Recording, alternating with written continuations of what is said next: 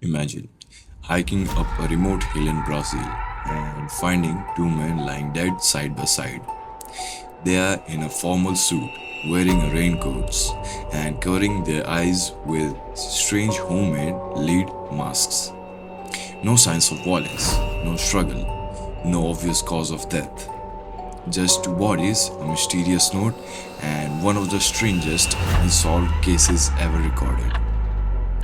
Even after nearly 60 years, nobody knows exactly why and what happened on that hill.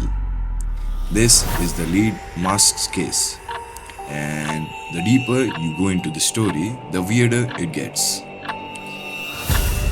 The year is 1966. The location, Niterói, Brazil. Two electronics technicians named Miguel José Viana and Manoel Pereira the Cruz. Both were respected workers. No criminal history, no known enemies, nothing unusual. And one day, they told their families they needed to travel for business. A completely normal trip. At least, that's what everyone thought. Because it would be the last time either man was seen alive. On August 17th, 1966, the two men left their hometown and traveled toward a hill known as Windham Hill. Before arriving, they reportedly bought a bottle of water, some towels, and other small supplies. Now, here's where the things become strange. A local shop owner later recalled that the men seemed nervous, almost as if they were worried about something, but nobody thought much of it at that time.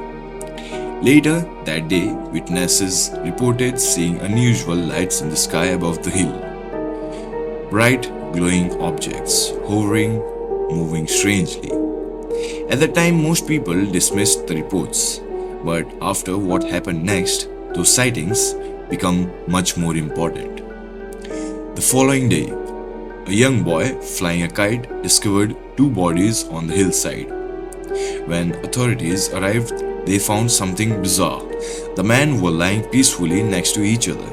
No injuries, no sign of a fight, no sign that they had attempted to escape. It almost looked as if they had simply laid down and never gotten back up. But then investigators noticed the masks, homemade lead masks, shaped like large glasses, covering the eyes areas completely.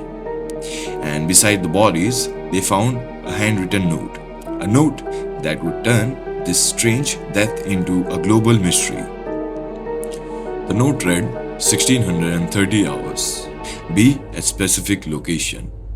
Then at 1830 hours, ingest capsules.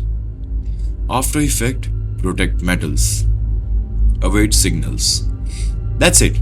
No explanation, no names, no indication of what capsules they were supposed to take or what signals they were waiting for. And honestly, those few lines have confused the investigator for decades. Because what exactly were these men expecting to happen? And why would they need lead masks? Naturally, one of the most popular theories involves UFOs. Because remember, multiple witnesses reported seeing a strange light above the hill around the same time. And the lead masks? Some people believe they were intended to protect the man's eyes from a bright object or signal. According to the stories, the men were attempting to contact something, or rather, someone. And whatever they expected to happen ended very badly. Now, personally, I don't think aliens are the most likely explanation, but you can understand why the theories became so popular, right? The details feel almost designed for a UFO mystery. Another theory is even stranger. Investigators later learned that both of the men had an interest in spiritualism. Some reports suggested that they believed in communicating with higher beings through altered states of consciousness. Remember the note? Ingest capsules. Many researchers believe the men intentionally took some kind of substance, possibly attempting a spiritual experiment.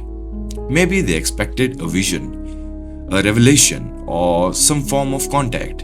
And the lead masks? Perhaps they believed the mask would protect them from the intense light during the experience.